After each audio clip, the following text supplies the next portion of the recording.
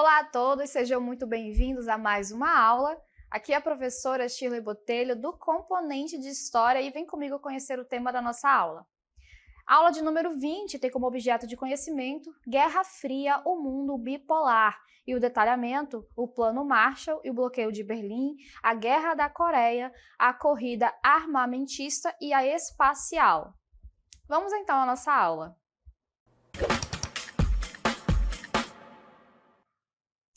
Muito bem, então estamos falando de Guerra Fria, já começamos aqui nesse cenário tenso, um cenário que representa muito bem esse período, onde de um lado nós temos os Estados Unidos e do outro nós temos a União Soviética, ambos representando sistemas político e econômico completamente diferentes.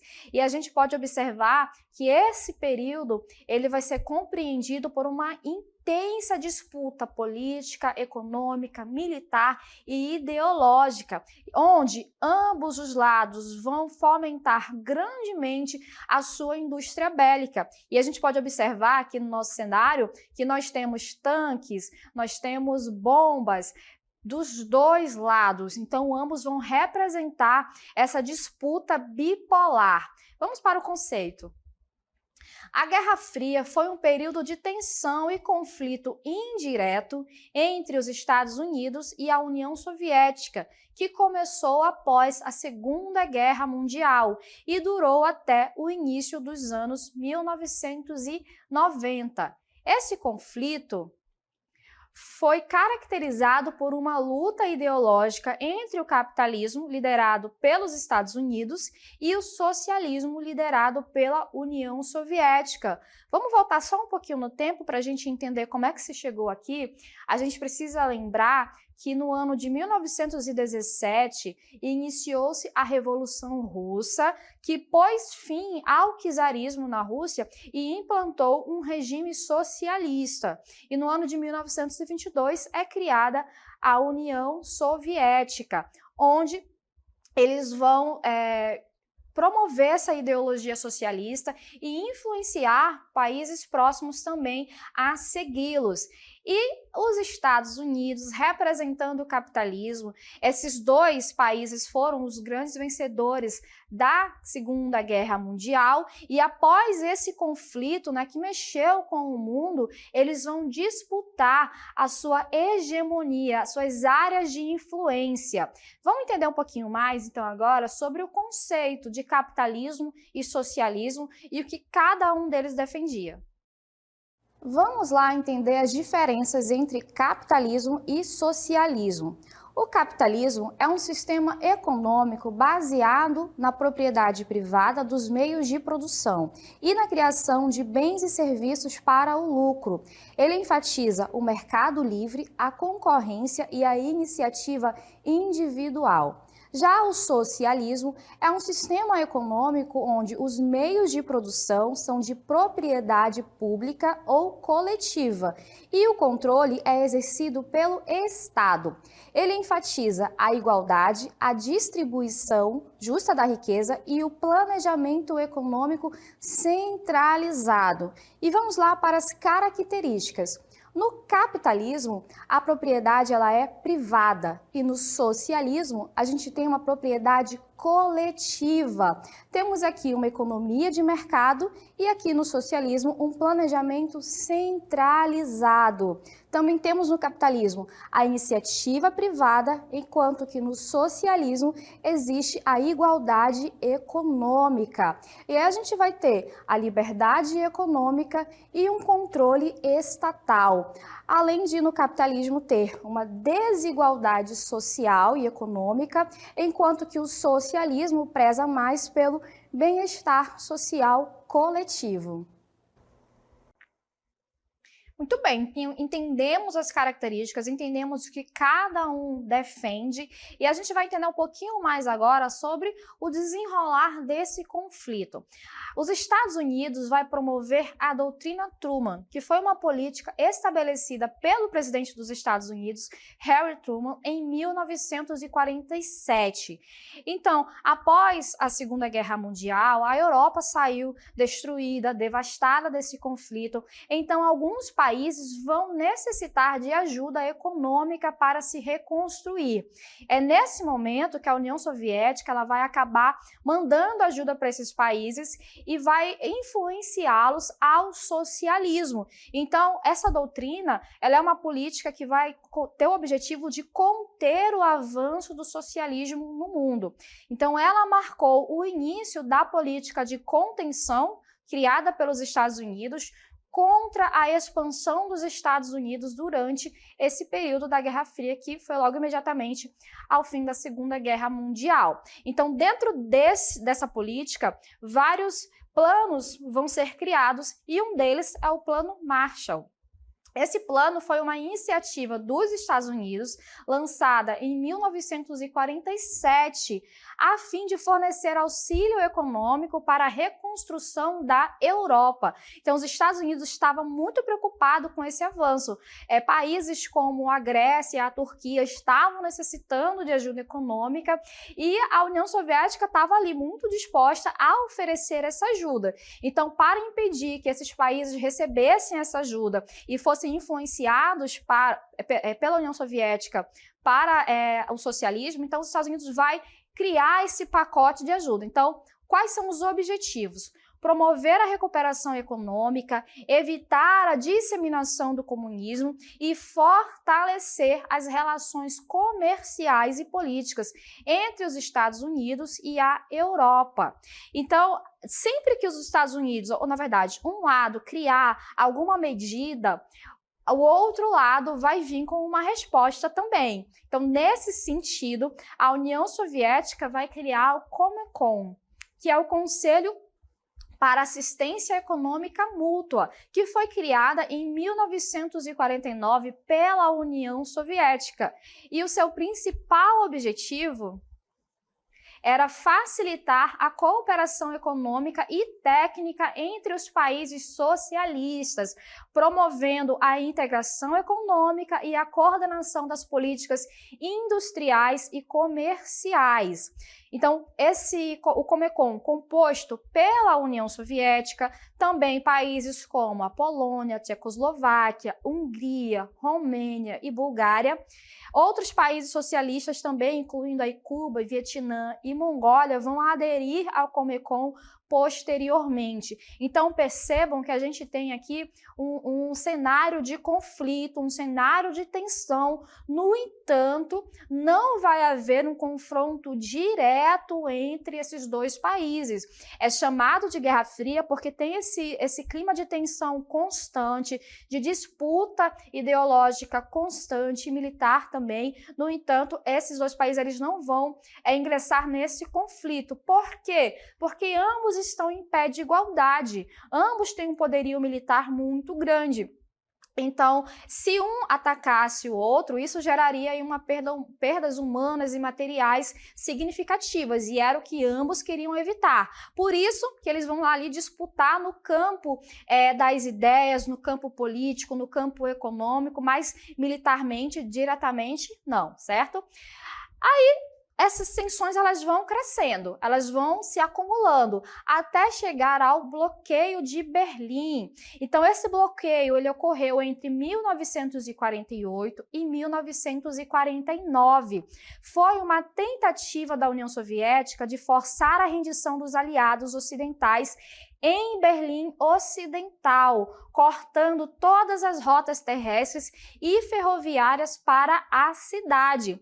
Após o fim da Segunda Guerra Mundial, a Alemanha ela foi dividida em áreas de influência. Vamos já falar sobre isso logo mais. Mas só para a gente entender esse contexto, o lado ocidental, liderado ali pelos Estados Unidos, ele foi bloqueado por via terrestre e ferroviária, justamente para evitar que chegasse nessa região abastecimento. Então, o objetivo da União Soviética era deixar o lado ocidental enfraquecido para que eles se aliassem ao lado oriental. Mas os Estados Unidos não deixou barato. Em resposta, junto com seus aliados, os Estados Unidos organizaram uma operação de abastecimento aéreo, ficou ali a ponte aérea de Berlim. Então, para garantir a entrega de suprimentos que eram essenciais aos residentes da cidade. Esse bloqueio ele acabou sendo suspenso em maio de 1949, marcando um ponto crítico na Guerra Fria e solidificando a divisão entre a Alemanha Ocidental e a Oriental. Então, o que os Estados Unidos fez? Através dessa ponte aérea, várias aeronaves vão chegar com abastecimento, com mantimentos, alimentando, levando suprimentos a milhares de pessoas no lado ocidental. Esse evento ele acabou desgastando um pouco a imagem da União Soviética, que acreditava que com isso ela conseguiria ter uma influência maior no lado ocidental. Mas isso mostrou a força que os Estados Unidos tinham, juntamente com a parte ocidental, para ultrapassar essas barreiras criadas pela União Soviética. Então, já que esse clima ele está de intenção constante, os Estados Unidos vai acabar criando a OTAN, que era a organização na verdade, a Organização do Tratado do Atlântico Norte, que é uma aliança militar intergovernamental fundada em 4 de abril de 1949.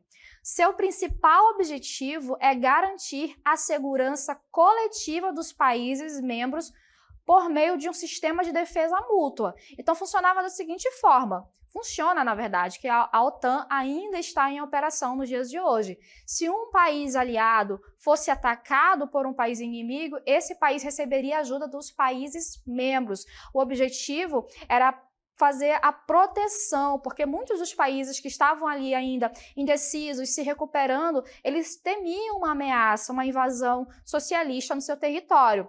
E aqueles que não queriam se alinhar à União Soviética acabavam se sentindo desprotegidos. Então, os Estados Unidos, para garantir essa segurança, acaba criando essa organização que pretendia defender militarmente os seus membros. Agora vamos compreender um pouquinho mais sobre a questão da divisão da Alemanha após o fim da Segunda Guerra Mundial. A divisão da Alemanha.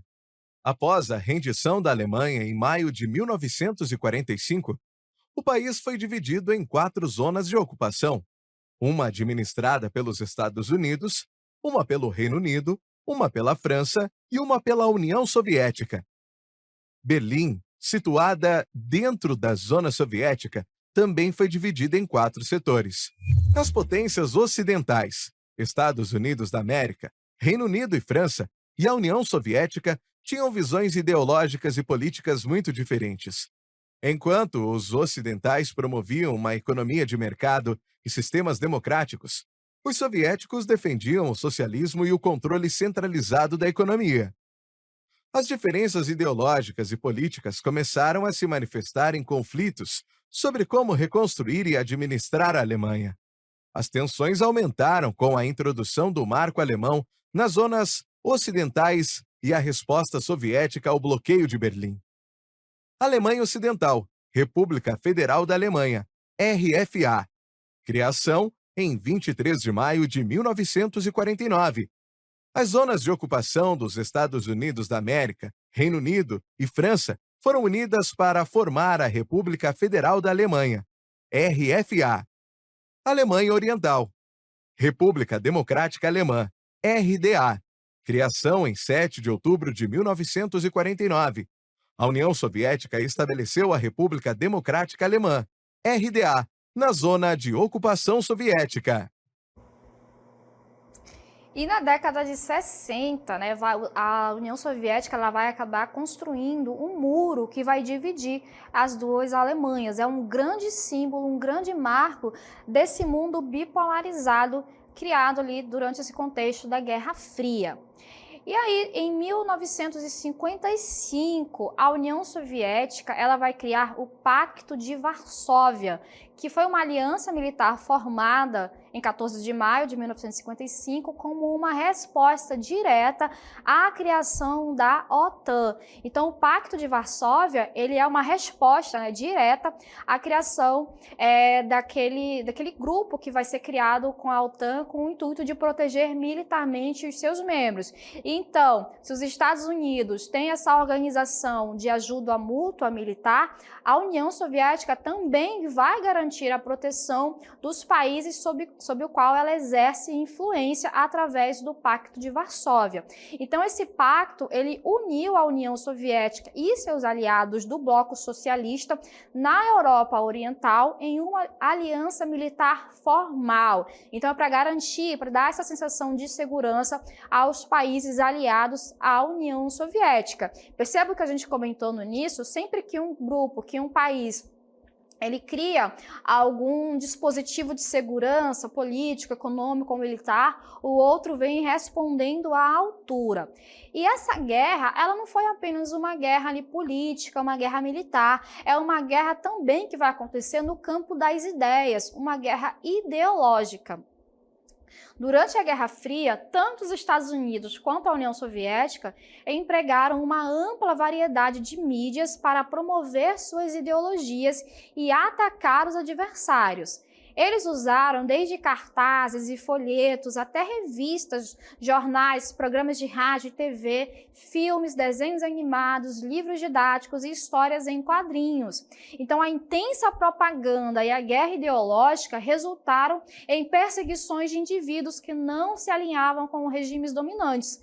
Aqueles que eram considerados subversivos ou traidores frequentemente enfrentavam consequências severas, incluindo demissão e prisão. Então, a partir dessa guerra ideológica, a gente vai ver sendo desenvolvido vários desenhos, figurinhas, revistas, que era justamente para colocar o outro como inimigo. Então, na União Soviética, o inimigo é o capitalismo, é os Estados Unidos. Então, vão ser criadas esses materiais, sobretudo didáticos também, para ensinar desde as criancinhas de que o errado é o outro, o inimigo é o outro. A mesma coisa nos Estados Unidos. Vários desenhos famosos que a gente conhece foram criados dentro desse contexto, sempre mostrando a superioridade de um lado e do outro. Então, dentro desse contexto, dessa perseguição ideológica, dessa perseguição política, nos Estados Unidos vai ter um momento que vai ficar conhecido ali como perdão, a professora está enrolando aqui, macartismo, que foi uma campanha anticomunista liderado pelo senador Joseph McCarthy no final dos anos 1940 e no início da década de 50. Então, durante esse período, houve uma intensa perseguição a indivíduos suspeitos de serem comunistas, caracterizada por acusações e investigações, muitas vezes sem provas concretas. Então, esse período ali nos Estados Unidos, da década de 40 e 50, foi um verdadeiro período de caça às bruxas. Qualquer pessoa que criticasse alguma atuação do governo, ela poderia ser considerada subversiva, ela poderia ser considerada como traidora. E aí ela era levada a entrevistas, a interrogatórios, para saber se de fato era ou não. Inclusive pessoas ligadas a Hollywood, grandes artistas, políticos, eles também vão sofrer perseguições, sendo acusados de serem traidores, de serem associados ao socialismo. E uma das características mais marcantes da Guerra Fria também vai ser a corrida armamentista. Essa corrida ela se refere à competição entre países para desenvolver e acumular armas, especialmente armas nucleares, a fim de aumentar o seu poder militar e estratégico. A gente precisa relembrar também, voltar ali para o final da Segunda Guerra Mundial, onde os Estados Unidos lançou 2 bombas atômicas que devastaram cidades japonesas. Então, a União Soviética ela vai olhar isso com preocupação e vai passar a investir também em material militar nuclear, para se equiparar, para se igualar aos Estados Unidos militarmente. Então, a principal característica da corrida armamentista foi o desenvolvimento e o aumento dos arsenais nucleares. Ambos os lados construíram grandes estoques de mísseis balísticos intercontinentais, bombas nucleares e outras armas de destruição em massa. Então, o investimento no setor bélico ele foi muito grande, tanto nos Estados Unidos quanto na União Soviética. Por isso que a gente tem essa imagem aqui e a gente observa que não tem mais de um lado nem mais de outro, ambos estão em pé de igualdade. O objetivo era incutir justamente esse respeito forçado pelo medo. Então, se os Estados Unidos resolvessem lançar 2 bombas atômicas ali na União Soviética, a União Soviética tinha capacidade para responder à altura e mais. Por isso não houve esse conflito direto, porque ambos estavam em pé de igualdade militarmente. Isso causaria prejuízos muito grandes. Outra característica muito importante também desse período que vai marcar profundamente a Guerra Fria vai ser a corrida espacial. E aqui nós estamos nesse cenário para falar desse período que foi muito emblemático da Guerra Fria, né? Não bastava só ampliar as suas zonas de influência no planeta Terra, conquistando países ali da Europa, países da América e da Ásia. Precisava-se também conquistar o universo, conquistar a Lua.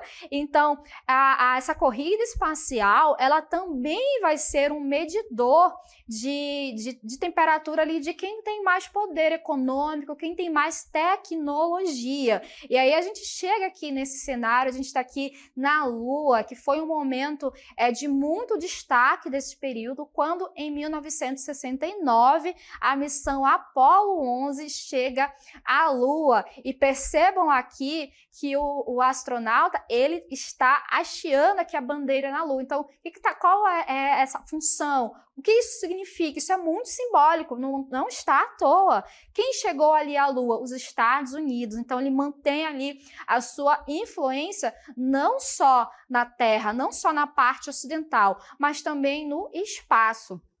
Então, a corrida espacial, ela foi uma competição entre os Estados Unidos e a União Soviética durante esse período da Guerra Fria, focada em alcançar avanços significativos em exploração espacial e tecnológica.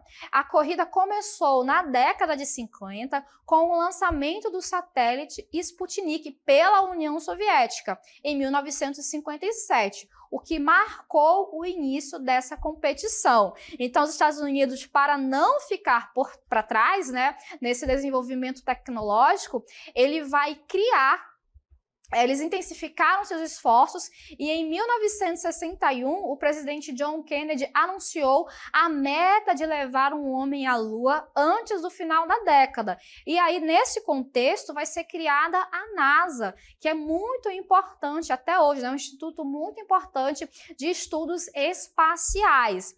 E nesse meio tempo, ambos vão desenvolvendo tecnologias, vão investindo nesse setor e a União Soviética alcançou marcos importantíssimos, incluindo ali o primeiro voo tripulado ao espaço com o Yuri Gagarin em 1961 e o envio da primeira sonda para a Lua, a Luna 2, em 1959. E os Estados Unidos, né, preocupadíssimos em se manter à altura, em responder, mostrar sua força tecnológica para o mundo, porque o objetivo é esse, mostrar quem é mais forte.